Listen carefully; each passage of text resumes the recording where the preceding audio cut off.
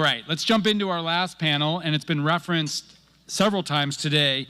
This will focus on a whole lot of things here in Southern California: tracking, funding, and measuring progress.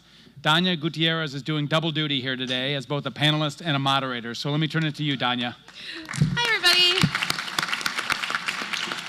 Hello, it's me again. I have the honor of moderating the late afternoon panel, so everybody's super sleepy. Yay.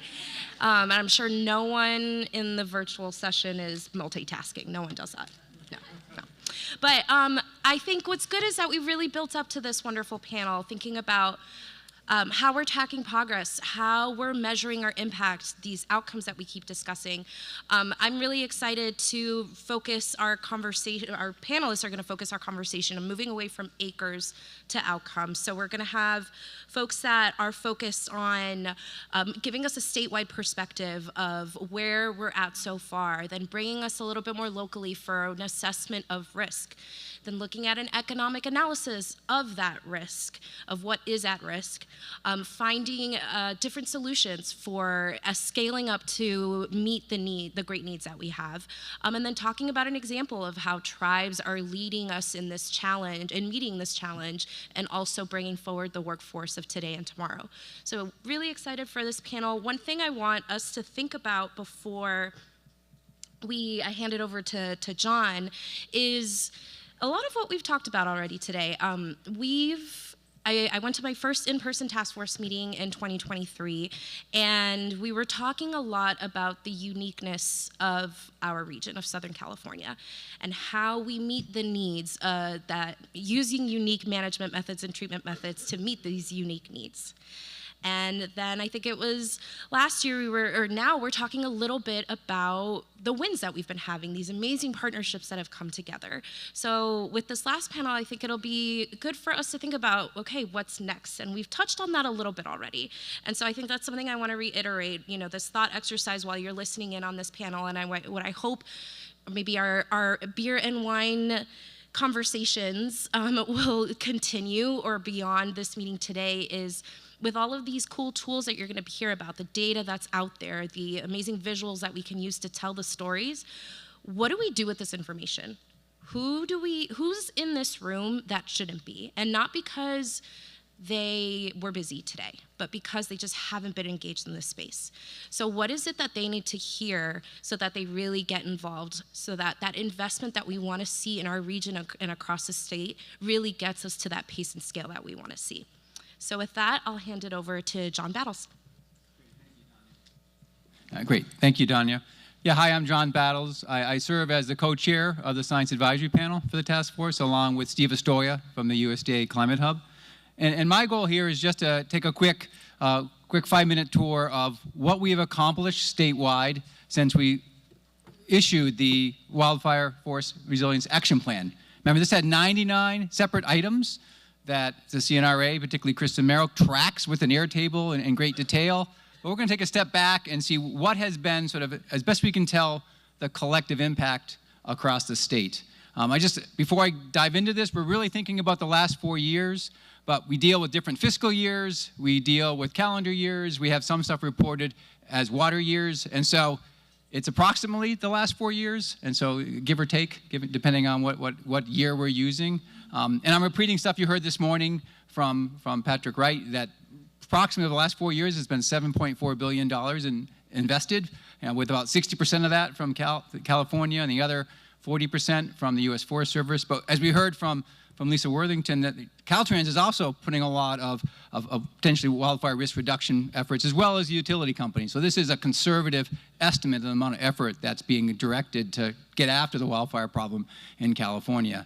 And the two big take-homes, when you look at it sort of at a first cut from over the last 4 years, is that clearly, even though this has been a bottom-up, regionally and locally led sort of allocation of where the treatments are, this sort of sharing with the local communities, still the treatments have been concentrated in the most high-hazard areas. A lot of these local groups knew where the risks were and weren't just going after sort of the easiest acres to get done. And then we really have tried, as you heard earlier, to recognize that there are distinct fire regimes in the state, and what works in the forested types are different when you're in the shrublands. And it's been an emphasis on ignition reduction to protect shrublands in Southern California. So I just want to give a quick refresher, and it's kind of how we're going to frame these results is where are the hazards? And so we break down the state into these different hazards. And we also sort of separate what we mean by wildfire hazard. We're using the wildfire hazard potential provided by Pyrologics. And what we do is we look at the high and very high hazard areas, and we paint those up as red. Because the real goal, and this comes from the Science Advisory Panel and from all the practitioners, is that is not no fire, is we want to reduce that high severity fire that damages both resources and communities and livelihoods. And so we painted up all these things to look like here's the footprint of forest on that far left panel. All the black is where the forest is. And then we see the red parts are where there's high wildfire hazard potential. And as Supervisor Harrison said this morning, this is one of the reasons why forests in California are at risk like the forests of the Amazon, is that fire isn't the only risk, but it's the predominant risk to loss of forest cover in California. And then we take a different perspective. We look at the wildland-urban interface in that second panel. And of course, there's, these are much sort of smaller areas in the state, but this is where the population concentration, the population that's most at risk. And again, you can see in the Sacramento area, down here in Southern California, that there's a lot of these wildland-urban interface communities that experience very high risks going forward. The other part we just heard from Lisa Worthington about the road network throughout the state, as well as the utility corridors. You can see many of these corridors throughout the state are at very high hazard.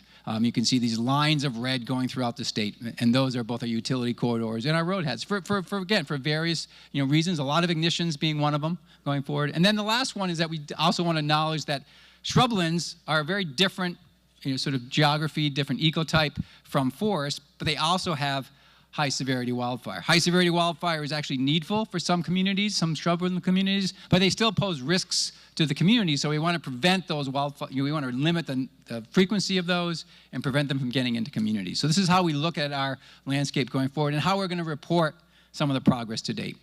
One of the first things is that, is acres, acres, acres, but not all acres are created equal. So we took a look at over the last 4 years, where have they been concentrated in the most highest hazard areas? And the bottom line is, yes, they have been concentrated. If you look at wildlands, almost 2 times more of the high hazard stuff has been treated than that was really out there. So it's a concentration of effort. In the WUI, again, it's been 2 times more. Utility and road networks have been really highly focused, 4 times more along utility corridors and almost more than 2 times more along our road corridors. And then also with emission reductions, they're also focused in these most high hazard areas. So again, despite the fact that we have this diffuse, often locally led sort of allocation of treatments, we're still really concentrating them in the most high wildfire hazard areas. So how much has been the impact of this? Again, we're looking at efficacy using sort of metrics provided by the Center for Ecological Climate Solutions to look at this through time, before treatment and after treatment. What have these done? What's the efficacy of this? And these are first cut estimates, but I think they're getting to what we've heard about that. When you go and treat a high severity wildfire, you're reducing that risk by 16%. In the WUI areas, it's been 10%. Now, whether it's 10 or 16 kind of depends on what kinds of treatment you do, and so we're not accounting for that. We're just looking what's the impact of just treatment. In high severity wildfire areas along utility corridors, it's 17%, and along roads, it's 16%. So we're having an impact on what's going on when we do treat. And of course, you've heard today multiple times, the challenge is that we're just not treating enough. This top line here is an estimate from my colleague Scott Stevens that historically across the state, again, we're a fire-prone ecosystem, the whole state is, we saw millions of acres burned each year. Wildfire over the last 4 years has burned a bunch in the orange. The treatments are a much smaller fraction, and I kind of think of this treatment debt, the places that haven't seen wildfire over the last 4 years that historically did, is quite large. And so, as you heard again this morning, we have treatments that work across the entire sort of landscape of California, but we really need to scale them up. If you're interested to learn more on how we're tracking, one of the other aspects you've heard today is how one of the goals of the task force is to be transparent and open. And you go to our task force website, you see this monitoring, reporting, and assessment. You can see where this information is coming from. Some of this information is in the interagency treatment tracker. That's there. You can look at it. It's totally transparent. It's an open database. We have efforts going on. For example, upcoming efforts. One is the wildfire and ecosystem risk reduction that's being done led by CNRA and CARB together. This is a collaboration with NASA Ames. It's going to really sort of get next generation metrics coming down the line. You can read about that there. You can see all of these metrics we have right now on this webpage. So if you have more information and you want to learn about where these numbers are coming from, check on our website. Thank you. Thank you, John.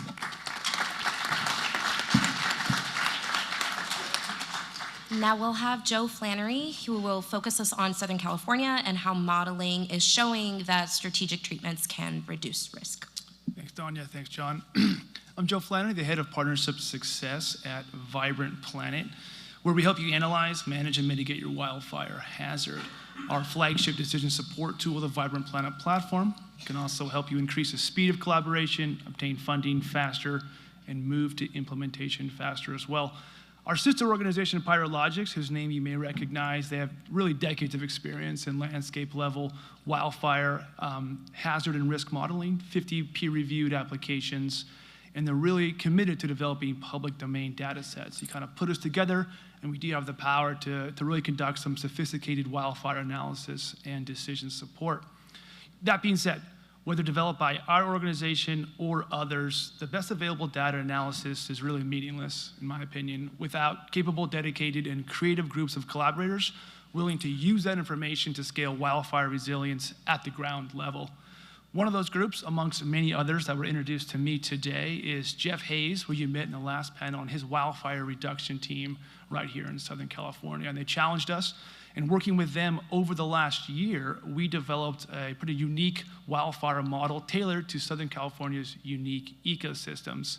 So this model will allow us to assess both the current wildfire conditions, but also, and more importantly possibly, look into the future to determine how we can change wildfire risk, primarily focusing on 4 levels of landscape level investment, those same 4 levels that we just heard about in the last panel.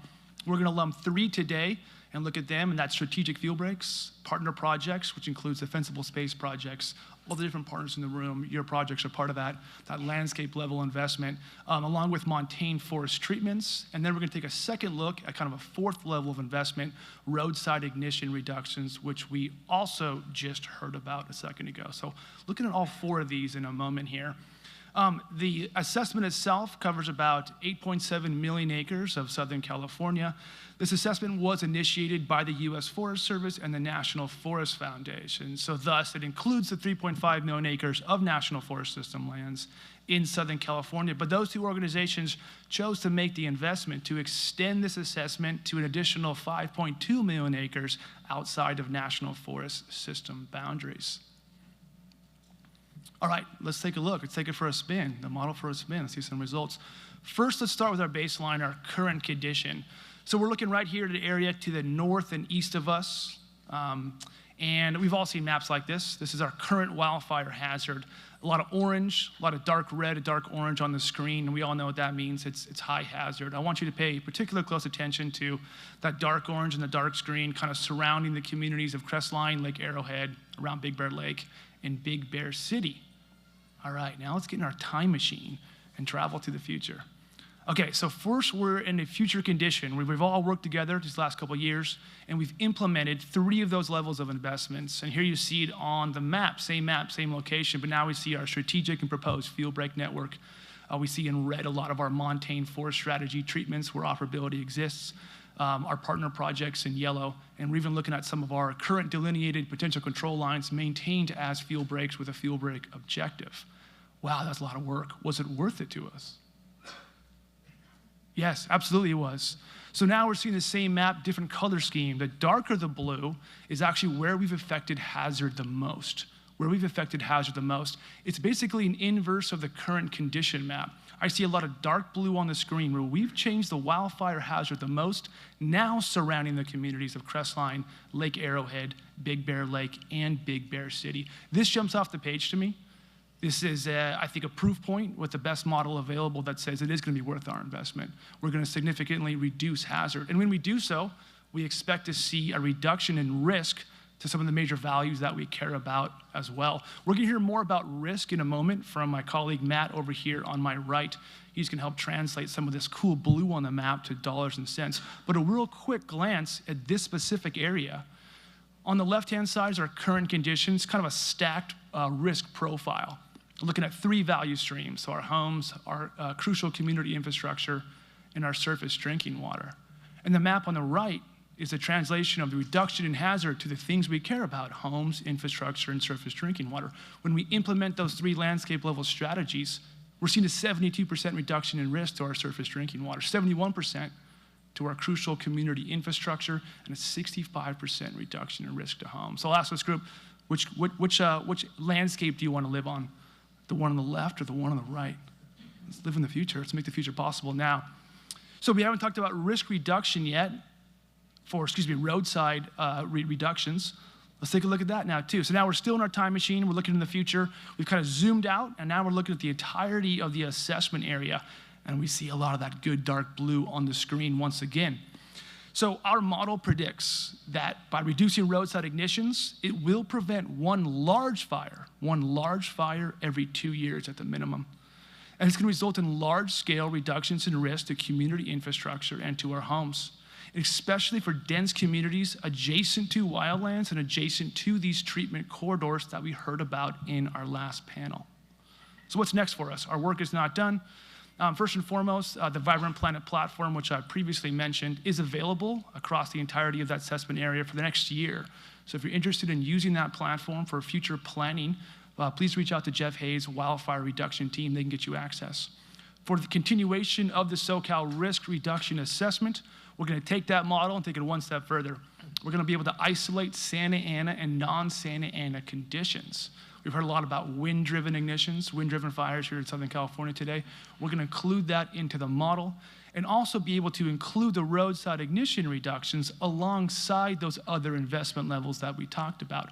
So we're essentially building a series of Lego blocks that Jeff and his team can use to plan and prioritize work. We can look at strategic fuel breaks along with roadside ignition reductions in Santa Ana conditions, outside Santa Ana conditions. And together, this is going to form, really, we hope, the foundation for a first-of-its-kind economic comparison between the cost of wildfire resilience investments and the potential losses wildfire cause. And we're going to hear more about that right now from Matt.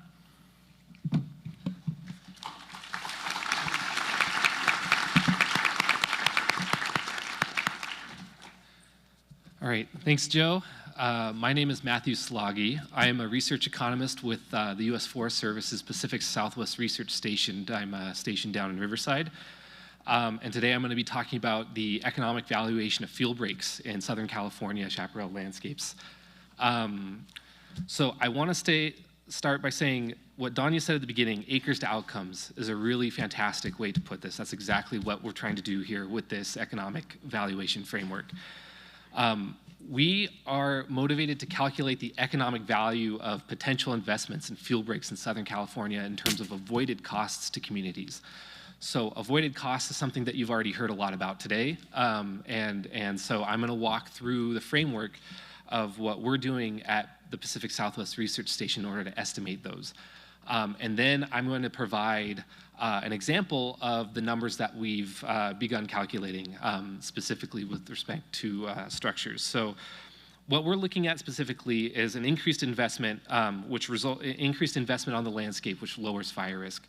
And you already saw the fantastic results that Joe has just presented.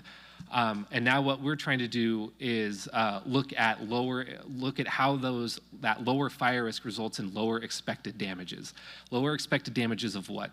Those include a list, in our project, we are looking at a list of over 20 assets. That includes housing, non-residential structures, roads. We're looking at water resources. So you saw Joe's results, the huge amount of change in risk with respect to water resources. And we're comparing, for this example, we're going to compare against 3 different levels of investment. The first is the current fuel break network, which we're calling the baseline. Then we're looking at 2 levels of additional investment, which is the baseline plus future planned fuel break extensions. And then a 3rd level, which we're calling level 3, which is level 1 plus montane forest treatments. And those corresponds to the levels of investment that Joe has showed. So a quick overview of what this economic calculation looks like. So we're taking the fire modeling that Vibrant Planet Pyrologics has provided, and we're translating that into the probability that a building is destroyed. And then we are comparing that and multiplying that by the value of that structure, the value of replacing that structure on the landscape. That gives us an expected loss in a given scenario.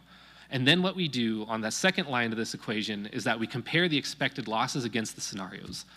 So we subtract the expected loss in levels 1 and 3 from the baseline to arrive at an avoided cost. And so there's a couple metrics that we get from this. There's a couple outcome-based metrics that we get from this. The first is the annual expected avoided cost. We then take that annual expected avoided cost and we aggregate it over 10 years to arrive at what the expected avoided cost is over a decade-long period using a discounting method. Now, you saw how disaggregated or how spatially explicit the Pyrologics results were. That allows us to go in. So here's a quick example of the Angelus and where some of these, so we're only looking at residential structures here as an example. This is a quick look at where these benefits are distributed. And so one of the things I want to make clear is even though the results that I'll be showing are aggregated to the landscape level, which includes the 4 Southern California forests, because we have fire modeling results that are spatially explicit, we are able to communicate economic benefits specifically for communities at the community level. And I think that's going to be something that's vitally important for crafting how these economic values inform our narratives, inform our prioritization. So a quick, so only focused on residential and non-residential structures. A quick glimpse at what our preliminary results are showing. Now, we're just now getting these really fantastic fire results, and so we're starting to go down our list of 20 assets, starting with residential structures, moving on to communication infrastructure, transportation infrastructure, water infrastructure, evacuations, smoke, all kinds of stuff. And so we're just looking at residential and non-residential structures here, but we're already seeing that the level 1 investment over a 10-year period, just based on preliminary calculations, is going to benefit us by $1.6 billion. And that level 3 investment with the Montaigne is looking at like over 5.5 billion. Zooming in on the Inland Empire, looking at San Bernardino and Riverside counties, what that means for us, for just that level 1 is about 800 million. And then that level 3 is 1.7 billion in avoided damages over 10 years. And I just wanted to note that there are other benefit categories here that we're just beginning to look at that are gonna, you saw what the water numbers were that Joe was presenting. Some quick next steps. So the next steps are that we are going to start calculating the benefits for communication sites. We actually have those values. We just didn't have time to put them in the slides. We're looking at distribution lines, recreation impacts, water resources. We're going to look at roads and the amount of avoided costs associated with protecting our highways and transportation infrastructure. We want to improve the modeling behind how benefit categories respond to fire, and we also want a valuation of events associated with wildfire, including evacuations, power outages, and insurance. So we have some pretty ambitious goals behind this valuation, but now that these results are coming in, we are moving briskly through these economic valuations. We're really excited to get them out to everyone. So. And now we're going to learn a little bit about how to access all these benefits for society through conservation finance. So fantastic. Thank you. Thank you, Matt.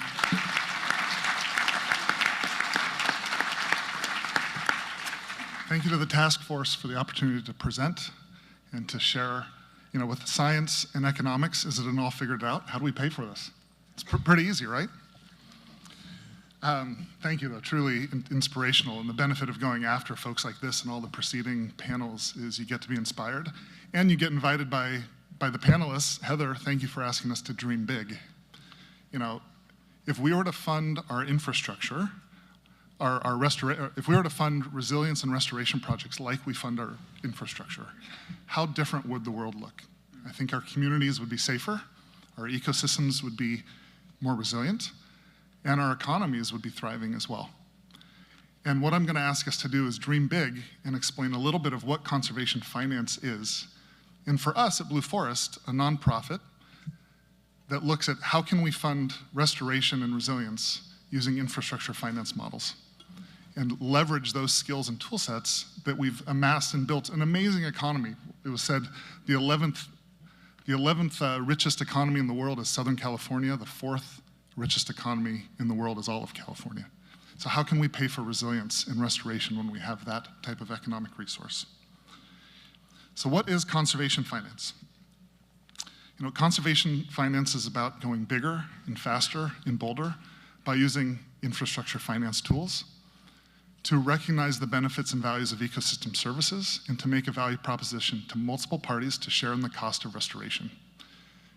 You know, I was really inspired by Lisa Worthington sharing how Caltrans is using infrastructure budgets to now fund, to look at the corridors adjacent to highways and thinking of that as a capital investment. That was really inspiring for me to say. You know, but what do we mean by thinking about multiple benefits to multiple parties?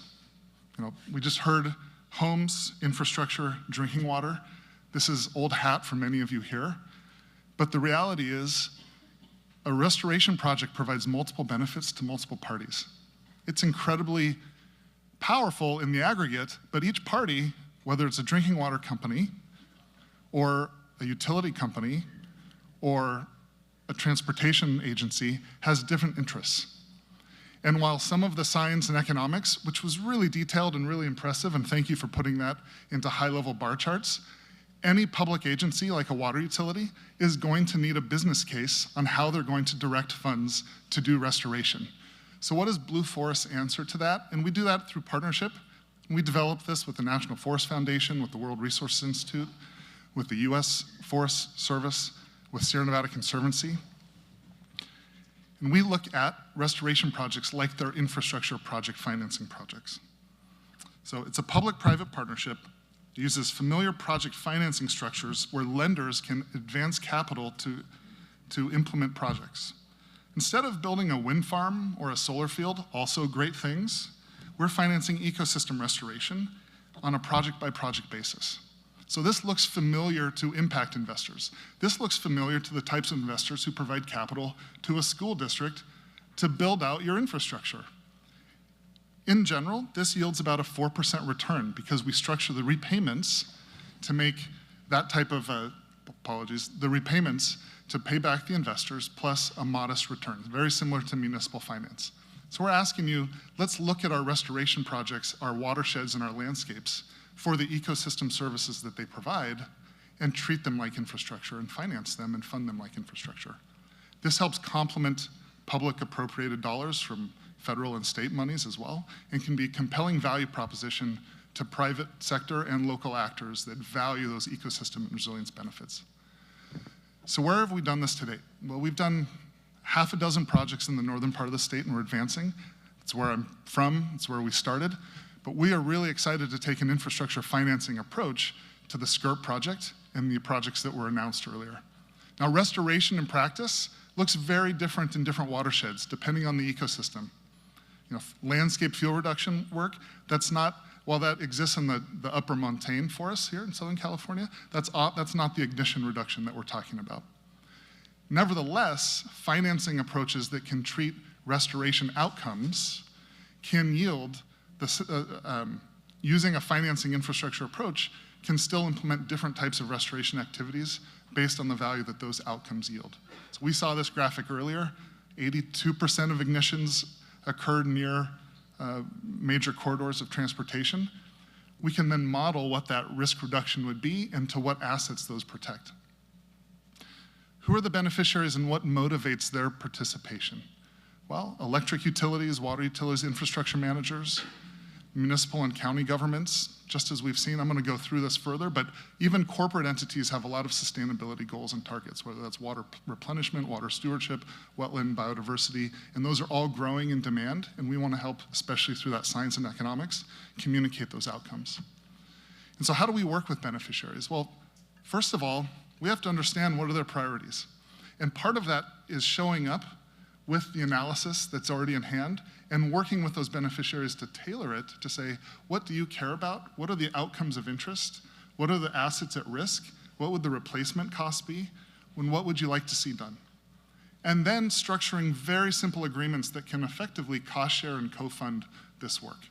And that's where finance comes into place, where some parties, if you're a water utility, You may budget a particular way. If you're the Forest Service, you may have certain legal authorities that require how you cost share and participate with partners. Well, every party has a different mechanism for contributing funds, and we need to work to blend those funding together, and that's in part what conservation finance can help enable. So I'm going to go through this because you've already seen the Interstate 8 project. Really excited about that.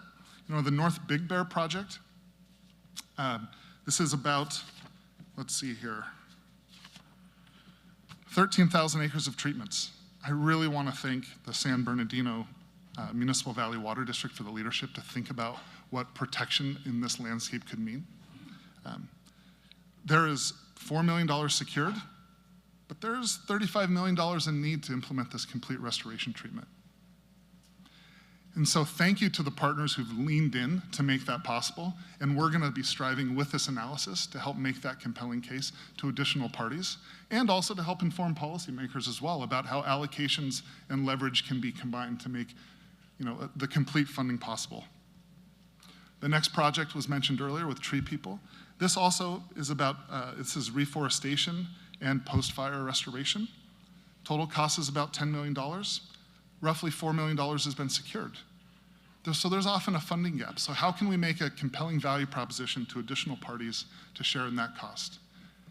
I'd like to say what gives me hope and what makes me very excited. Well, this whole gathering together and the panels that preceded us really inspired what might be possible and how people are thinking big and how people are dreaming. I'd also say there's the science and the analytics.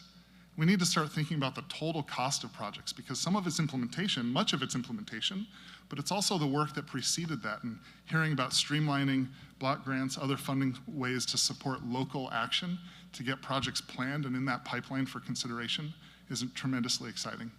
So I'm very excited about the opportunities in front of us. Thank you for the collaboration. Please reach out to Blue Forest and others here if you're interested in learning more. Thank you.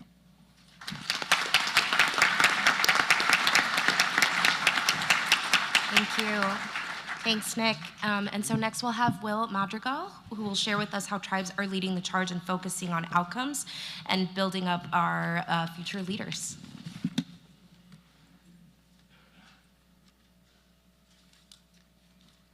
Mi hui umo emem na neta Will Madrigal Jr. na gutanga kuwiai. Na acha pishente huap ipa Eva, and Palawatam and Eva. I just spoke in my native language, which is the language from here, from this region, from this area, this very place, the Cahuilla language. I'm here representing the Cahuilla tribes as well as the Luceño, otherwise known as Payapam-Coisham tribes, and the tribes of Southern California. And so I want to start with introducing the nonprofit that I work with. We're called the Climate Science Alliance nonprofit. We've been around for about 15 years. And what we do was recognizing all the issues that are happening in today's world, the natural world, the built environment, et cetera, and what challenges are facing all of our communities with a special emphasis on tribal communities. And so we try to be a good partner. We try to be something different other than a governmental entity or agency. We just want to be there for those who in need. And anyone who knows Native American history or U.S. history knows that, you know, the plight of the Native American people, the first peoples of this land, is that we are the last ones to be given anything, much less funding. We're always the last ones to be invited. So I'm glad that we've been acknowledged here, that we were invited here to be with you all.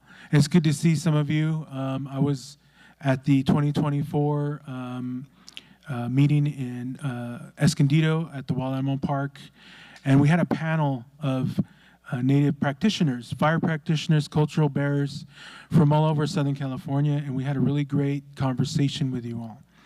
So I want to continue that conversation by sharing some of the success stories that we've had since then because of this new collaboration this new type of work that we've been doing with various agencies, entities, and nonprofits, especially the Forest Foundation. So I wanted to just thank them right now for being able to contribute funding to some of the projects I'm going to show today. One of our goals is to advance forest co-stewardship. What is forest co-stewardship? It is the involvement and inclusion of Native peoples and Native practices. Put simply, it's a unique approach where we talk about economic and workforce development. It's something that's very lacking on our local reservations here in Southern California and all over. Our focus areas have been Angeles, Cleveland, Los Padres, San Bernardino, and the San Jacinto forests. So what we were able to do in a short amount of time was we let tribes kind of lead this collaboration. We convene folks together from different reservations. We have these collaborative meetings to get meaningful feedback, and a lot of that comes from traditional storytelling. A lot of that comes from the way that our ancestors have acknowledged the fire as an entity, as a living thing. Because we have these creation stories, and these creation stories tell us that in the very beginning, we were all in the darkness. And then they decided, the first creators decided to create fire, to create the first light. And we celebrate that in our songs, in our dances, because that light was meant not only to give us warmth, but it was meant to be a beacon moving us forward through our lives. And it was meant to nurture us and teach us things. And so we still regard the fire in that way. And that's something that elders from all over California and elsewhere are sharing and trying to convey to CAL FIRE Agency, Forest Service, and others too. And so now it's become an open learning. It's become a learning environment where all can contribute. There's the Western fire science, and then there's the traditional indigenous science coming together, and it's a beautiful thing. So we were able to do that through this workforce development training that we've been doing throughout Southern California, and we've included tribes from all over California and even Nevada, Arizona, and Baja California as well, because we are all together. You know, there's right now there's borders and stuff that are separating us, but we don't believe that. We strive to transcend those borders. We try to transcend the cultural differences, and we speak different languages too. But we're able to come together and to decide and to collaborate on different projects. So this is some of the workforce development we've been doing. First and foremost, fire stewardship. Again, passing that traditional knowledge down from the elders and from our creation stories, our songs, and our dances. We have a picture here at the top is Chief Wes Ruiz, who will join us tomorrow, who is ex-Forest Service, 40 plus years. He's also a burn boss, and he's the chairman of the La Jolla Band of Luiseño Indians in San Diego County. We've done plant restoration, again, looking at our stories and our songs teach us some of the keystone species, the really important species that are used throughout the year for medicinal purposes and for food. Technical trainings and tools. We offer other training in wildfire science management as well. We would like to train the next generation of burn bosses to be indigenous burn bosses that work on our reservations, work exclusively with our communities, but also can later contribute to the wider community as well. There's a big need for burn bosses, as you know, in Southern California. And the few that we have, we've been able to do a lot with the few we have, but I'm hoping we can do more if we have more burn bosses on hand. Stewardship Pathways is the name of our program at the Climate Science Alliance, where we work with all our tribes, valuing the ways of knowing, with an emphasis on integration of Western Indigenous science. I mentioned that earlier. We're trying to build capacity. For those of you who don't know much about tribes, we are sovereign governments. We're quasi-sovereign, I would say. We're still subject to the federal government, and so we try to work in ways where we can build capacity. And it's hard. We have, very little support economically.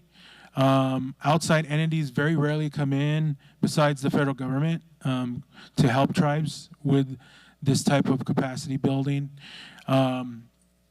We are advancing code stewardship by working with folks in our region, with Cleveland, with California State Parks, with the County of San Diego, and others that make themselves available and that are meeting us halfway. Maybe they're not trained in doing outreach to tribes, but they try. And so we take that, we meet them halfway. That's all we need.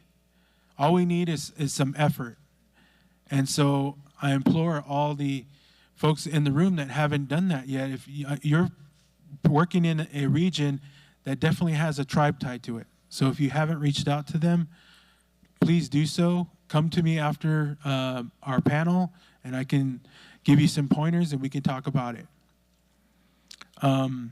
Please visit our website, climatesciencealliance.org, to see the Stewardship Pathways program that we have and other programs that we currently do. So we want to highlight a couple of successful projects, success stories. And one of them is the Lake Marina Field Break, where we had community partners as well as tribes come down to the Lake Marina area to talk about plant restoration, talk about fire management, putting good fire on the land, and we gave a free hands-on training to anybody who would come to our event. So those are the type of programs that we do regularly, and we've had a lot of success doing that.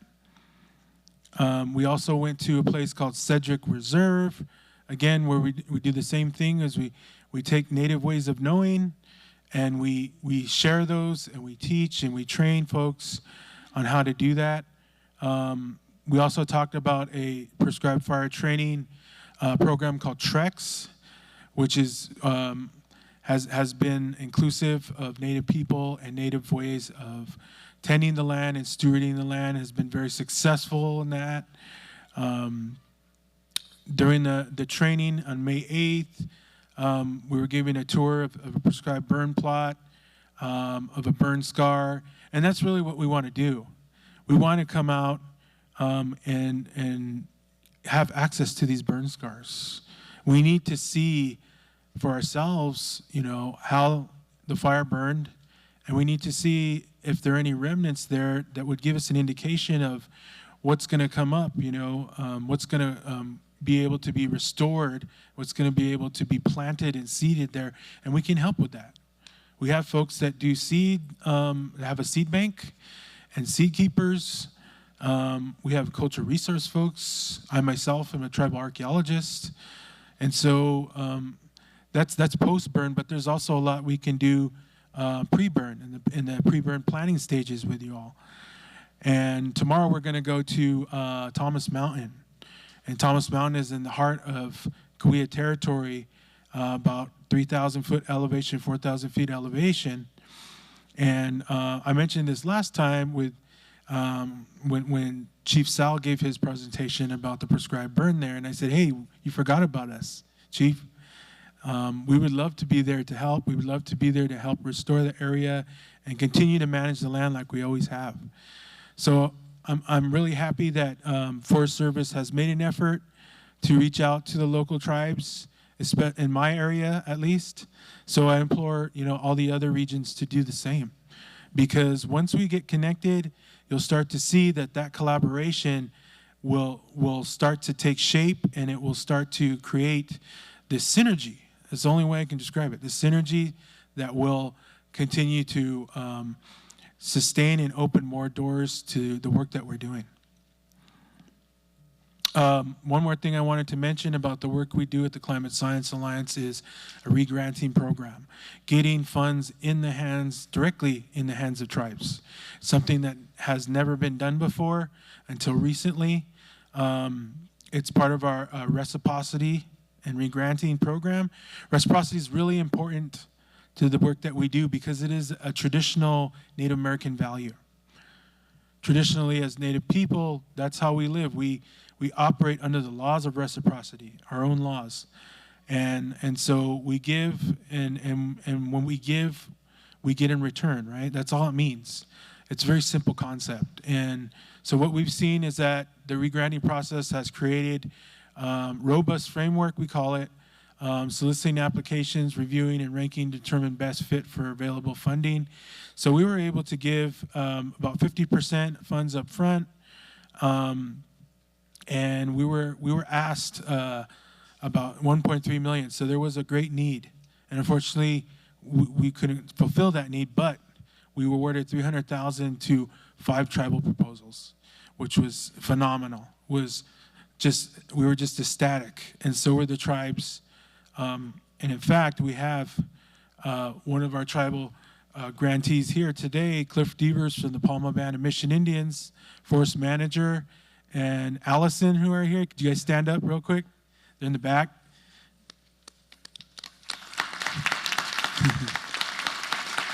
Love it.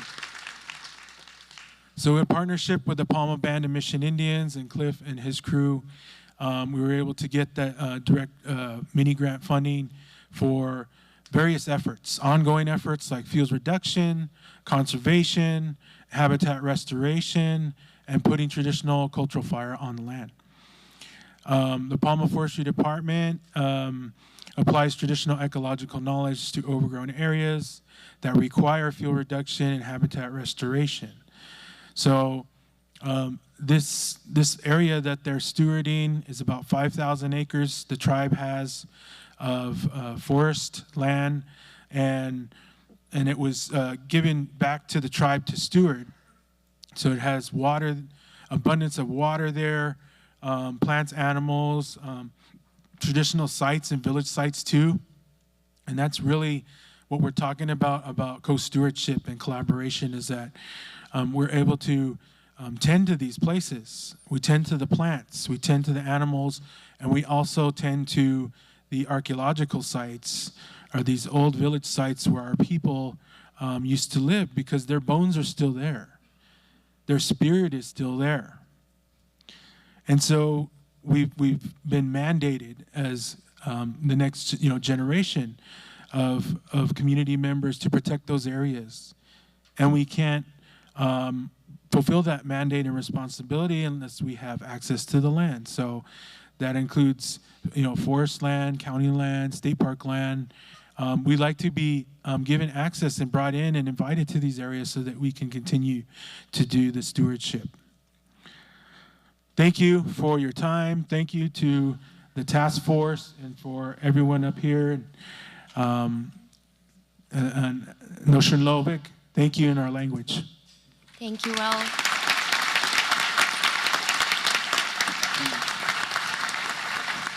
Thank you to all of our presenters. I'll hand it back to Secretary Crowfoot. All right, well, thanks so much, panelists, and Will, so fitting that you're the last panelist to present today. As we talked about in the beginning, any of this work that doesn't include the original stewards of this land who really had the practice that we now seek to employ is not a fully effective strategy. So thank you for your open-mindedness and open-heartedness to invite those who might not be. I'm going to quote you on that, Secretary. Yeah, you can quote me. But thank you for the opportunity to, for folks who are not working with tribal governments in their area to come, and ask you how to engage, because we all those governments and people here who are not native need to do that. So thank you. So the question I had, so to me, this is the rest of the panel is really helpful in connecting important dots that we need to connect. The way I see it is certain catastrophic wildfires catalyzed major funding sources already. 2018, the Camp Fire, that really changed the paradigm where utilities are now spending billions of dollars in risk reduction. Then we had a couple of really horrible fire seasons after that. That really built the priority for wildfire resilience projects at the state government level. We saw billions of dollars coming in. But I think we all recognize that the need is far greater than the funding that we have, even if we count up the public sources from the federal government, the state governments, tribal governments, utilities. So you're connecting the dots and helping us identify what is the benefit, what is the monetary benefit of risk reduction, right? I mean, that to me is like the kind of like the code we need to crack. Because at the end of the day, we need beneficiaries, as you put it, that are going to chip in on this wildfire resilience to avoid costs that they anticipate will accrue to them if they don't do this. So I guess how close are we, what do you think we need to fully connect those dots and to unlock these resources, these durable funding potential, and how can people in this room be helpful on that? I put it to anybody here. Oh, yeah, that's a great starter. Thank you. And thank you, Will, for those comments, too. While we're talking economics, reminding us of why this work is most important was really, really meaningful to ground us at the end. I think when engaging beneficiaries, first off, there is a role for partnerships to do that represent a program. It's probably quite hard for a Forest Service employee or a state agency to knock on the door of a private company or a water utility and say, hey, what can you do or not, right? But we see ourselves as project advocates, acting on behalf, as others do too, but in a nonprofit opportunity, it's a bit of a role, and others play that as well, to advocate on behalf of the project and what's the funding necessary to achieve that. When getting beneficiaries to sign up, a value proposition is necessary, but if you reasonably think that someone else is going to step in and pay for it, why would you necessarily, too, right? If you had that reasonable expectation that in the near future, someone is likely to maybe also chip in. And so I think something that could sweeten the economics, for example, would be whether federal or state dollars or both said, when there's local interest in participating, non-federal, non-state money from private or community or utility money or whatnot, that there's going to be matching really compelling and at the table. And we've also seen that from when there are local water utilities stepping up, it gets our federal partners really excited too, because it's demonstrating those projects that have local meaning and value. So I think ways to try and incentivize local participation. Some of that is just transparent communication of benefits. Some of it's these agreements from beneficiaries can even say, well, we've talked to water and power utilities who said, unless the other party's in, we're less interested. And that actually motivated collaboration as well. So some of this is science-based, economically informed discussion of cost sharing and brokering collaboration. But fundamentally, it's not purely just a mathematical question. It needs political, the socialization, the community demand for those projects to be implemented. All of that supports collaboration. And then one of the things I want to say is one of the things that I'm most excited about this project is that the results that we're getting from Pyrologics and Vibrant Planet are so spatially explicit that it becomes a lot easier to disaggregate and sort of assign benefits across different specific utilities or communities. And the valuation work that we do can be mapped directly to a narrative related to those communities. And we can talk about exactly what, like in dollar terms, what that means for this community, for this utility. And hopefully, that can do any number of things beyond just track the progress. That can help start narratives, help start discussions, and help start eventually investments. So that's I think one aspect. But the other thing I want to say is that and just to put a fine point on that, yeah. So what you're saying is you can go to a specific utility or an incorporated city or even a private housing development and say, under a scenario that nothing is done, here is what your losses will be in terms of economic impact of losing buildings. And then under these scenarios, your situation improves. So therefore, if you make these investments, there's a likelihood that you're going to lose less money. Yes. So when the results are done, given the rest of the assumptions of the model and whatnot, what we're showing them is a before and after, or not. I'm sorry, a with and without. So like this is with the added investment, this is without the added investment. We're applying this just to the fuel breaks, but we're hoping to build out this framework to be applied elsewhere, and to eventually incorporate into models of conservation finance that we have for public lands. Yeah, and a point I think that Nick brought up, and he's brought it up before, is that it's really important for an organization like Blue Forest, who's making this finance case, that the information they're using to do those valuations are independent and transparent and best available science. And it's not coming from Blue Forest just rigging the system themselves. It's a market that needs that transparency and to base those value dollars. And so I think that's a really important, and that's kind of been one of the big pushes for the task force as well, is to make that information available. And so it has this direct role to the finance side. Couldn't agree more. And let me just say, to add on to that, I think one of the task force big next steps, as John knows, is to come up with a common set of outcome-based metrics. We're well underway. We hope to have that finalized very soon. The Forest Service is going through a very similar process. We hope to coordinate with them. One of the reasons why we're doing that is we don't want every area of the state to measure the fire reduction risk, the water benefits completely differently, because then we can't roll up statewide how effective we are, what the values are. So it's really important to us to have a common set that we can use that can go into some of these models that we're hearing about. It's also important, as valuable it is to look at water districts and private utilities and others, we have our own state funding family. We think these new outcome measures would be really helpful, candidly, in making the case to DWR, making the case to WCB, making the case to the conservancies. One of my messages to the folks out there is don't just rely on CAL FIRE funding. We saw some great examples in Marin where they're getting funding from the Coastal Conservancy, from WCB, from DWR, from a whole host of families, because they're able to identify to those agencies the benefits of what are increasingly fewer fuels reduction projects and more forest health projects, particularly when you're beyond the WUI, so that we can expand the level of funding even within the state and federal family, even before we go to these external private partners. So a lot of benefits to this approach moving forward. And don't forget, in Marin, they actually went to their local voters to pass funding. And so imagine if we were able to say, this is the economic reality of the with and without. I do think it's really, this is complex stuff, and you guys are at the vanguard of this. I hear Patrick in terms of creating metrics that work across the state, so we're not asking regions to become their own experts or reinvent the wheel. I also think some type of accelerator, community of practice, or boot camp for this will be helpful, because I know Blue Carbon, you guys are kind of building out this model in other places, and to really achieve scale, it'd be great if there were more of your types of organizations, but also more areas of the state that could figure out how to connect these dots to attract more funding.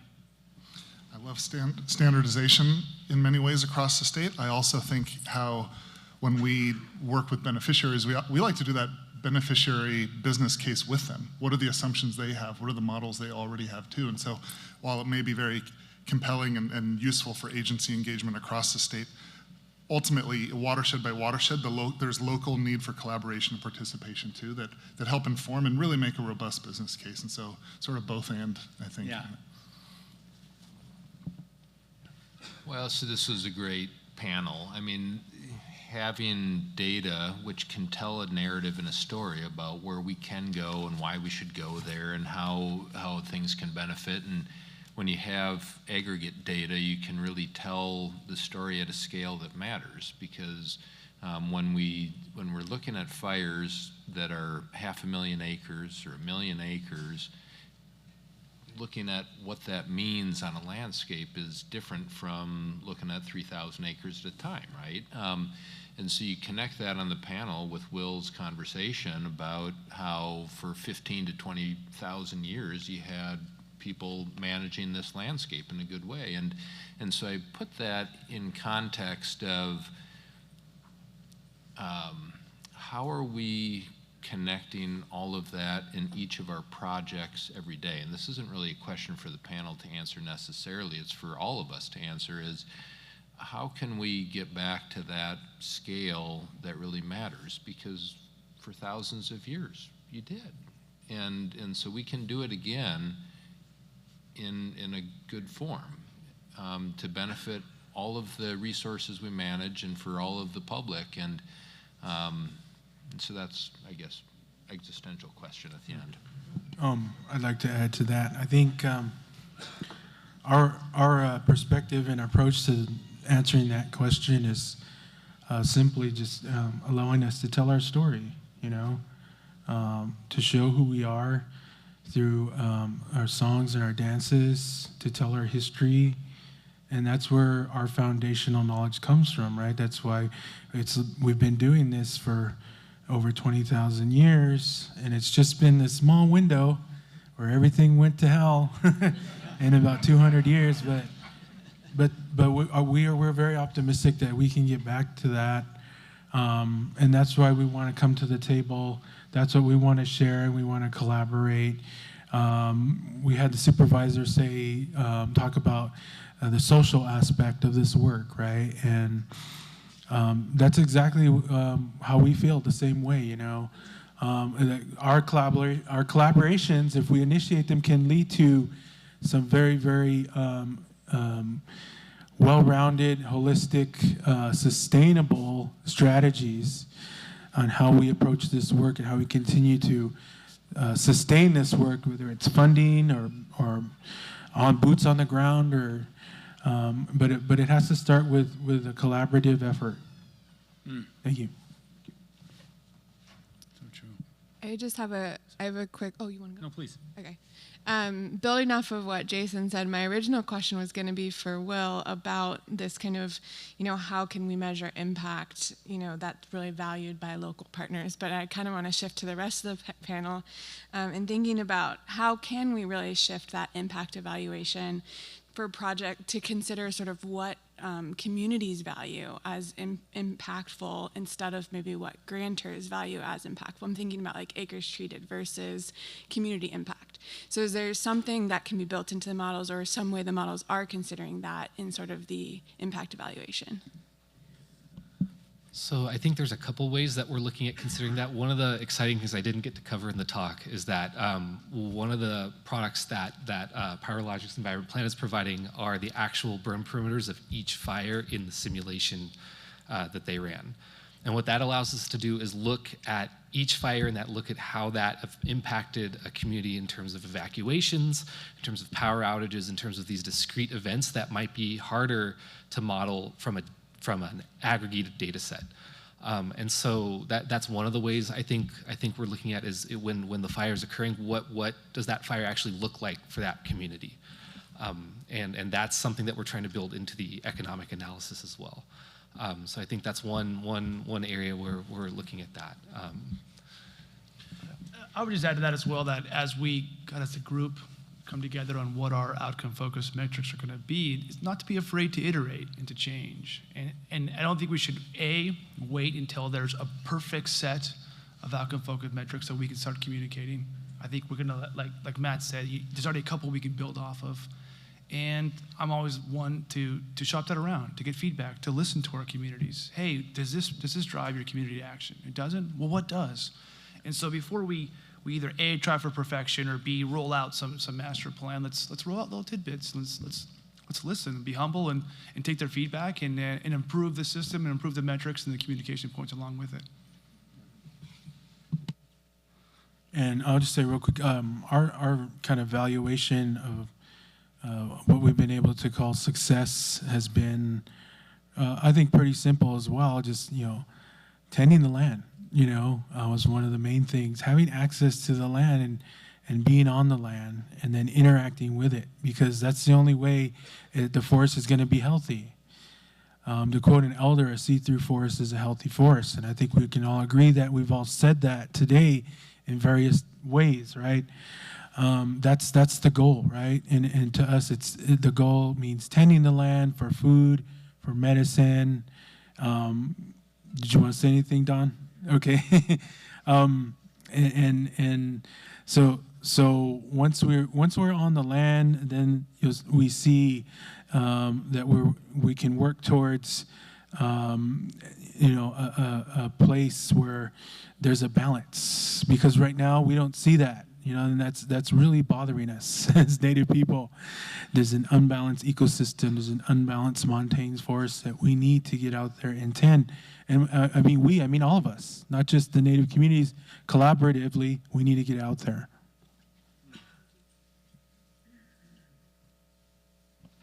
And one last point I'll add to that question is one thing that I think that's been brought up a couple times is, where do these communities see themselves in the future? Because I think we're not just talking about the economic impacts today. We're talking about how the economy of these communities are going to continue forward in the face of what we either do or don't do with respect to wildfires. So I think considering that future perspective and seeing what these communities want to be in the future, not just who they are now, but where they see themselves developing, where they see themselves going, is something that's going to be important for the economic analysis moving forward. So, yeah. And first. We're all so polite. Yeah, just one more question. We kind of danced around it a little bit, and we spent a lot of time talking about economics, but when we're looking at our future conditions analysis, are you specifically looking at habitat as well, and what those conditions are for the wildlife and those sorts of things? I just see that as being extremely important when you're trying to take a big tent approach, making sure that everybody can be on board what the future actually looks like. So. Well, I can speak quickly to, so in that list of 20 plus assets that we're looking at, habitat is in there. Okay. That is something that we're considering. And I would love to go through that list and talk about it. But I think I already talk a lot, so it would take me quite a while. I just got to say, I really appreciate your energy, so thank you for that. Oh, no, thank you. But yeah, I think, yeah, and then I think, so we are considering in that sort of long-term decadal sort of valuation, we do want to consider habitat, and that is something that we've looked at. So. Right. But I would just say, I do think you've raised a really important question, because there are going to be trade-off decisions, and they really belong to the local county supervisors and the local communities to make these trade-offs, because there is no free lunch going forward here. There are going to be there's going to be benefits, but there's also going to be costs. And those sometimes, once we quantify them and figure them out, it's going to come down to the individual communities to decide what your choices. That when you vision your community going forward, you're going to have to think about this. I think it's a really challenging question. That's a societal, political question, I think.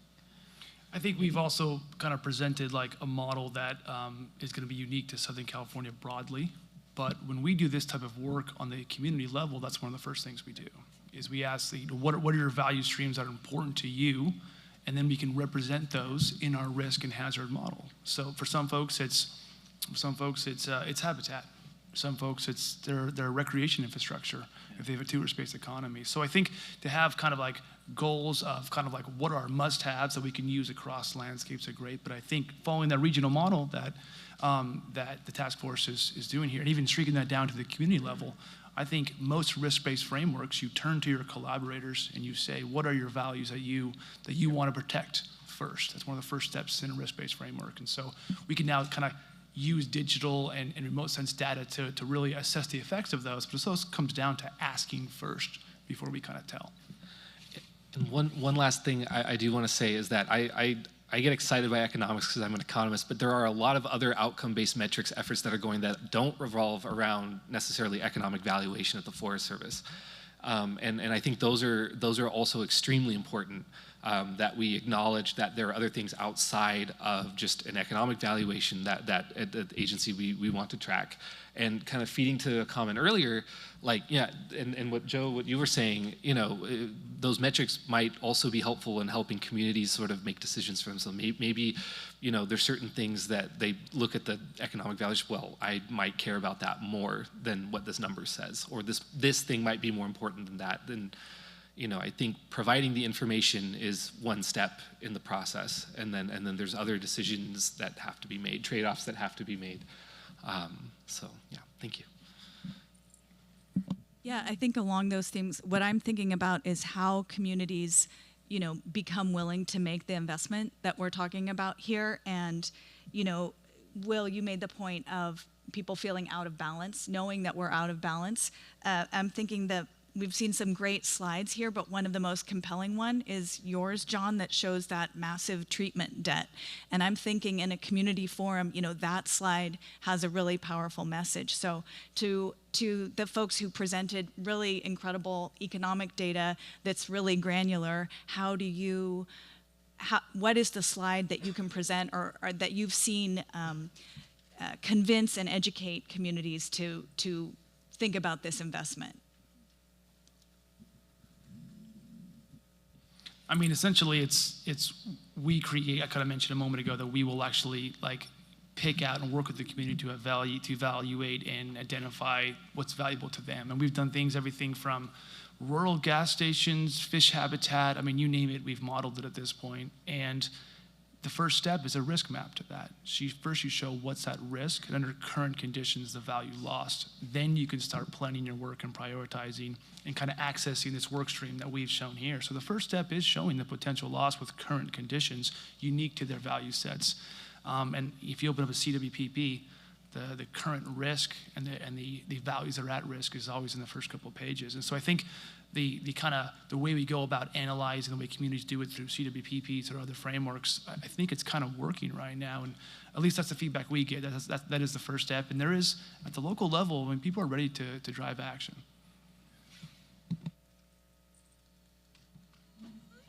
Don. Yeah, okay. Is this thing on? Yeah. Perfect. So I'm kind of reflecting on some themes here. Obviously, measurement of success is a really big thing that we all are always talking about here in the task force. And over the years, that has evolved in my head in different ways. Hearing Will talk about a couple of things really kind of resonates with me in terms of the work that we've done with the Indigenous Stewardship Network. The term access is a really big thing for tribal communities. Being able to be back on the land, as Will was saying, is tremendous. Being able to steward that land is another thing. One thing, Will, that you mentioned that I'm kind of pondering in my head is you mentioned the need to increase the number of burn bosses you have, but then thinking about how that stewardship in the time before colonization was done without NWCG qualifications and burn boss standards. So and I'm put this out there as a thought, if you go through that process of getting your burn bosses, what are you potentially giving up on a culture that helped to sustain this? And then what would you ultimately need in terms of the access to be able to do that work, if that makes sense? Well, we've been having a lot of success. I think there's about a dozen Southern California tribes that we've worked with that are some shape or form doing fuel reduction that they'd never done before, or putting fire on the land. So we talked about the Palma Reservation and the great work that they're doing it all down there, and that shows what they can do with a little amount of funding. So we hope that we can continue to support that. And another thing we want to do is, I think the next step is doing our own burn association, right? A burn network, right? So that we can continue to advance the work, and we can continue to utilize traditional ecological knowledge during putting fire on the ground. And that's really going to give us a leap forward once we establish that and what we're able to achieve and the success that we're going to have. Yeah, and I'll just share. I mean, from the state government perspective, I think we're on a journey. In the recent chapters, as I shared, is these practices were outlawed, and state government was, arresting Native stewards who were putting fire on the ground, and now we're to a point where, with the Senate Bill 310, tribal governments asserting, their power and authority to do more of this. And it's this journey around how do we build those partnerships, enable more of this to happen. There are folks that are putting fire on the ground, whether it's cultural fire with tribal leadership or prescribed fire, say that there's far too many barriers still. And we are far away from meeting targets that we've set. And so we need to manage for risk. We need to build social acceptance for burning and for smoke. but we also need to enable more people to do this more frequently. So, I mean, I hear where you're going, and I feel like we're making progress with a lot more work ahead. John, I might ask I'm going to turn it to you to conclude the panel, but while we do that, if we could get that slide on the screen that has the QR code with the subpage, because I wanted to ask you, I guess I've got that, I'm going to hand that down. If people want to go deeper on this, besides capturing, one of you guys after the panel at the reception, how can they get plugged in to this discussion through the task force? So again, the first, as Patrick said earlier, we're trying to keep everything on the website, and that's the first place to. But when you get onto that website, you can dig in even deeper. There'll be links. So if you're interested in the interagency treatment tracker, you can link to that dashboard. If you want to go deeper, you can get the data. So we've made a sort of this hierarchy, as you heard earlier, of how to access information, and that's always. And then if it's not there, the best place, there'll be contact information on who's presenting it, and then you just reach out. I think that's the best. So it really is, again, we're really trying to make this data and information available, and then, but in an accessible, we don't want to give you heard earlier, you don't want a 200-page report. And so that's the best way to do it. Yeah. And I would say the task force is anyone who wants to participate. Yes. It's inclusive. Yes, and, totally. Yeah, and transparent. It's ultimately a community of practice. Yep. So if this is something you have expertise in or want to influence or want to learn from, connect into this part of the task force. Yep. Great. Okay, well, thank you, panelists. I'm going to liberate you from the stage, if you don't mind.